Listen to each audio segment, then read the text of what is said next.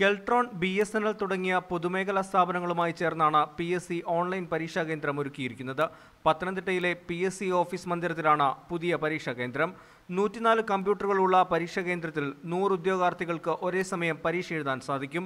OMR ഷീറ്റിൽ വരുന്ന പിശകുകളെ തുടർന്ന് പരീക്ഷ റദ്ദാക്കിയിരുന്നുവെങ്കിൽ പുതിയ സംവിധാനത്തിൽ ഇതുണ്ടാകില്ല. വിജ്ഞാപനം ക്ഷണിച്ച് 3 മാസത്തിനുള്ളിൽ റാങ്ക് ലിസ്റ്റ് പ്രസിദ്ധീകരിക്കാൻ സാധിക്കും. മറ്റു ജില്ലകളിലും ഉടൻ തന്നെ ഓൺലൈൻ പരീക്ഷാ കേന്ദ്രങ്ങൾ ആരംഭിക്കുമെന്ന് PSC ചെയർമാൻ അറിയിച്ചു. ഇത് വരുന്നതോടുകൂടി 2100 വരെ അപേക്ഷകളുള്ള എല്ലാ തസ്തികകൾക്കും ഉള്ള അപേക്ഷകൾ ഓൺലൈൻ പരീക്ഷയായി നടത്തി ഇത് 3 മാസത്തിനുള്ളിൽ റാങ്ക് പട്ടിക പ്രസിദ്ധീകരിക്കാൻ കഴിയും എന്നുള്ളതാണ്. റവന്യൂ മന്ത്രി അടൂർ പ്രകാശാണ് പരീക്ഷാ കേന്ദ്രത്തിന്റെ ഉദ്ഘാടനം നിർവഹിച്ചത്. നിലവിൽ പത്തനംതിട്ട ടൗണിലെ ഒരു വാടക കെട്ടിടത്തിലാണ് PSC ഓഫീസ് പ്രവർത്തിക്കുന്നത്.